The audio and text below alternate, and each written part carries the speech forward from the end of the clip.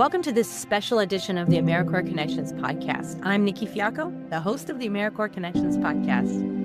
I'm excited to share a special partnership with 250 and Beyond, Our American Story, to share a series of short stories from AmeriCorps alums about what service looks like in their communities today. These voices help amplify the spirit of service and remind us that across this country, people continue to show up for one another each and every day. So what is 250 and Beyond? 250 and Beyond, Our American Story is a national initiative dedicated to making service to others visible and valued in all its forms. By reflecting on our nation's history and elevating stories today to inspire the future, we aim to realize a vision of a nation united through service. Led by a coalition of leading service organizations, 250 and Beyond is a call to action, honoring our past, celebrating our present, and inspiring the future, helping us respect our differences and transcend our divisions. For all of those national service and AmeriCorps members out there, let's keep getting things done. I hope you enjoyed this series. Shayna, thank you so much for being on the AmeriCorps Connections podcast for this very special co-branded series of 250 and Beyond, where we are talking to AmeriCorps alums about what service looks like now, today, where you're living. So why don't we just jump into it? Let's talk a little bit about where you're located, about your service year, and then what service and volunteerism looks like where you are. So I'm going to put you up on the spotlight, and I'm going to hide. You're up.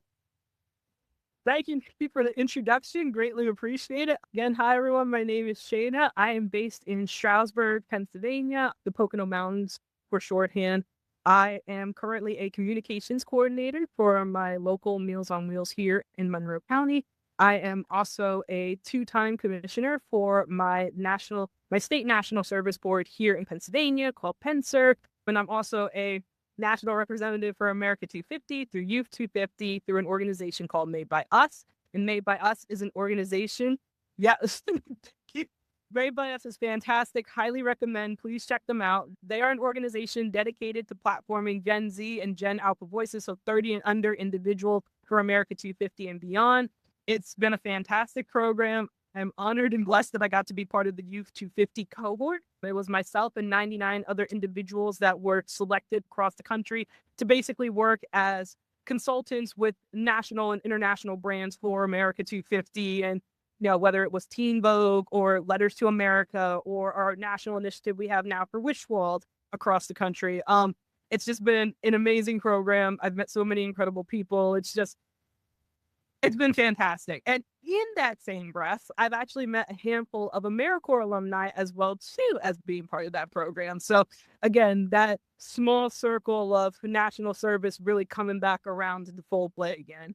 But yeah, my service started in 2019. I was selected to become a volunteer coordinator for an organization called Friends of the Poor based up in Scranton, Pennsylvania. Their core focus is food insecurity, food pantries. They also have a furniture store and a couple other things up there. And I never did anything pertaining to volunteer coordination, administrative work, or nothing. This was my first full-time job. And I put full-time in air quotes because I very much was centered on doing work that allowed me to help and engage other people. I was just coming out of the hospitality field and I was in between college careers and a whole entire thing, basically. So AmeriCorps really filled in the gap there in the sense of mind of like, oh man, I'm like, where am I going to go? What am I going to do? How am I going to figure out my life from where I'm currently at right now? And AmeriCorps really filled in that slot. But unfortunately, one thing about national service is it's either a forever thing or like a one-time thing. And I'm working with organizations now to make sure that becomes more of a regular occurrence versus like, okay, it's one time you do it and that's it, we're done. Or, we're going to be in it forever. Like there's fluency in how we present ourselves, how we continue to serve and how we continue to engage with the community. That's so perfect. I'm sorry to interrupt, but two things I wanted to say. That's so perfect for this series because that's one of the things what we discussed before we hit recording is that this country was made of folks who do service and volunteerism. And 250 years ago, when we were, founding our country, good, right, bad, because we didn't do everything right. But we were a nation of people who serve, of people who commit to each other. And for you to, mention like, yeah, let's keep this going. I want you to double down on and talk through that about what you're doing now. But the second thing I just wanted to point out is that you utilize national service to reinvent your career and to pivot. And so many people that I've interviewed, over 100 now, have utilized national service to either figure out what they want to do or fall into what they want to do. And similar to your case and my case, I had no idea what I wanted to do. I didn't even know that volunteerism was an industry until I was a volunteer coordinator. Thank you for pointing that out so much. So go ahead. Yeah, no, of course. And again, and that's one of the things that I've really been trying to do a lot more of this year is more outreach and going out in the community. I have a career fair coming up next week, and I'm going to be talking to high schoolers about my AmeriCorps and national service experience and how I utilize my hard skills and soft skills that I learned during that program in order to navigate my career now in the nonprofit field. I'm going to go and talk to the Rotary about my national service experience and how you can advocate to have national service engagement here in the community. I've reached out to our representatives and said, hey, this is a very important program. There's not just hard benefits to it. So yes, of course, you could see the building of the houses or the increased capacity in organizations, but there's a lot of soft skills involved in that too. You learn conflict resolution, you learn about communication skills, you learn a lot of leadership stuff because a lot of AmeriCorps things can be self-activation pieces at times, depending on your organization.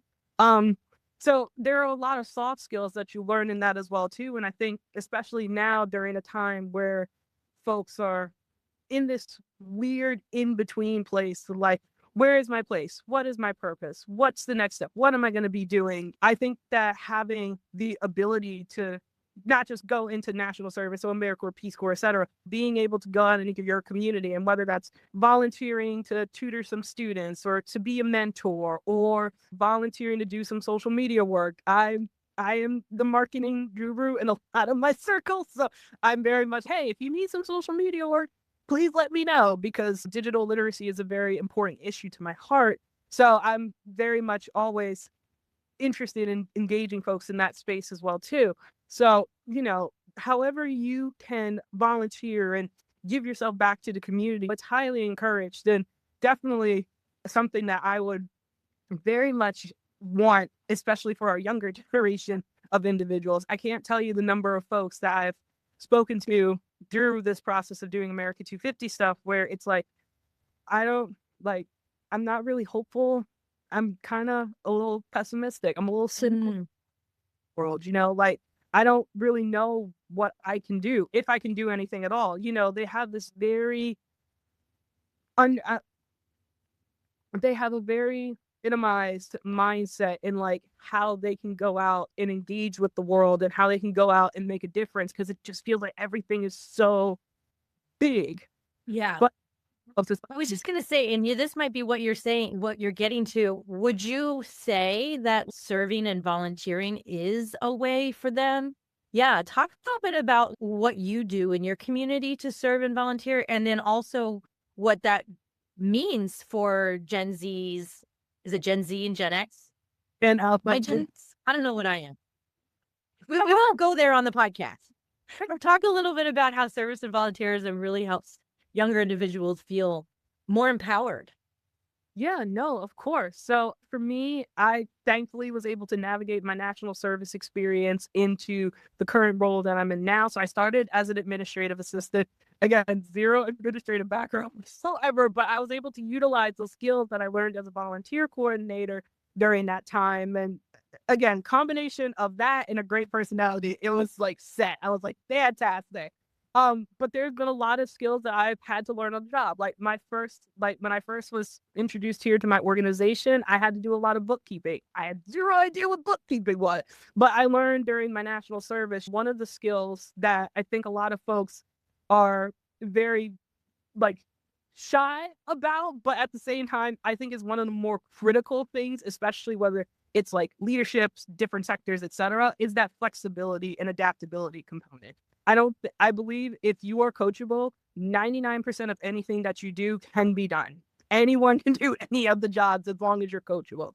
I think that having that level of flexibility is incredibly paramount, I'll put it like, to the development of your successes. But outside of my Meals on Wheels stuff that I do with communications and things of that nature, with my commission work that I do now, I at first had zero idea what appointments were.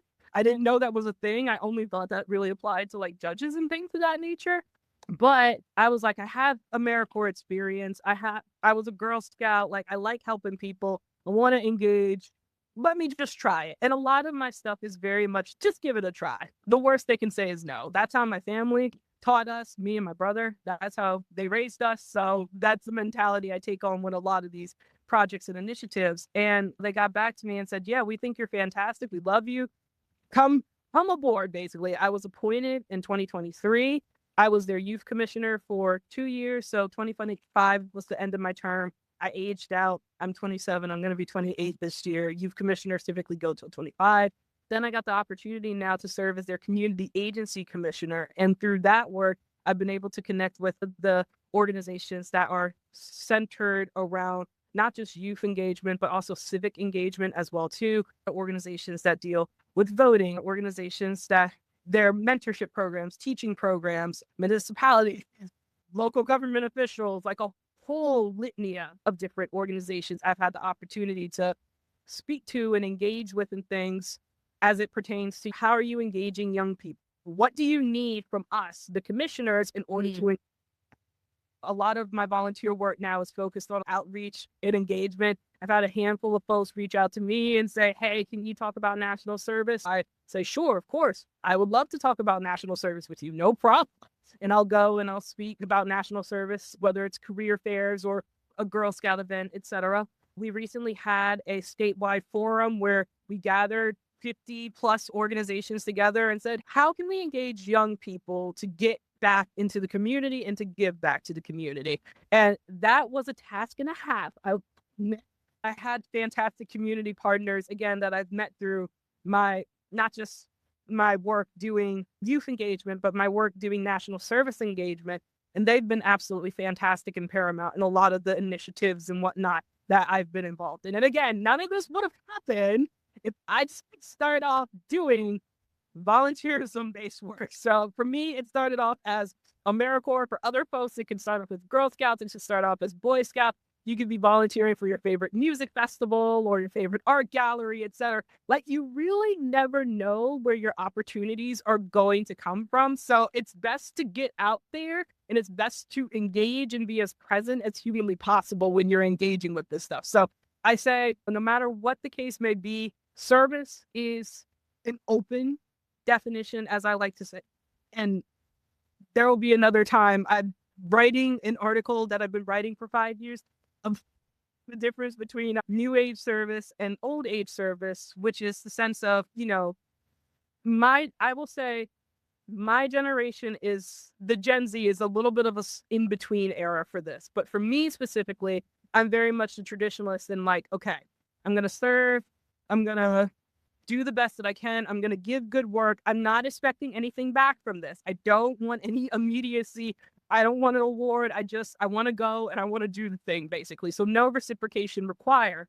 But now we're entering into a new age of service where it's like, I want to help, but I want to see the result of the help that I've had. I want some form of reciprocation in that help seen and received. And I think that... Can I just add something there? Because that's really important. And I think that is where we should be going in service and volunteerism. Not expecting, I'm going to do this for you and then I'm going to get a job. But if you give your time and you give your skills and you give your network or whatever, you show up, then I think that we should put ourselves in a position to do some sort of reciprocation of not just taking, but also being able to be like, well, let me open this door and introduce you to this person. And maybe it turns into an appointment on a service commission, which there's 52 service commissions across the country. that all need youth commissioners, and there are commissions in Hawaii and Puerto Rico. So if you want to go somewhere tropical, anyway, I love where you were going with the volunteerism. Volunteering, guys, please and thank you. But no, Nikki really nailed it on the head there. It really isn't about like take kind of situation when you're volunteering and engaging and doing service and things. It really is as simple as like, hey, I know somebody. Let me introduce you to this person. See how you guys get along. Great, fantastic, a new person kind of thing. Or hey, I want to really go to this new art gallery. Can we go to the new art gallery opening together? And that is the portion that isn't like take. Like we didn't expect anything out of that relationship. It was just a kindness for another person to a kindness for another person. And that's just how it reciprocated. So it really is. You got to be open. You got to be willing. You got to be present to serve, and you got to be present with the people that you're with. And again, you never know where service is going to take you. You never know where volunteerism is going to take you. So I highly recommend checking in with your local volunteer center organizations or your local AmeriCorps center organizations or your state service boards and finding out what opportunities are out there and get on out there and help some folks. As a perfect way to land, I really feel like that was like a commercial for volunteerism. That was great. Thank you so much. Is there anything that you want folks to take away from like what service and volunteerism looks like in the community that you're in? Anything else that you just want to share? Yeah, and I was about to say, dang it, I ended it perfectly. And I was like, there's one more thing. There's always one more. A lot of our stuff, I will also say this, some of our stuff is neighbors helping other neighbors. So you don't always need an official, like you don't need a Meals on Wheels. We are nice to have, and I love that we exist because that's why I have a job. But at the end of the day, our community members help one another. Like we knock on our neighbors' doors.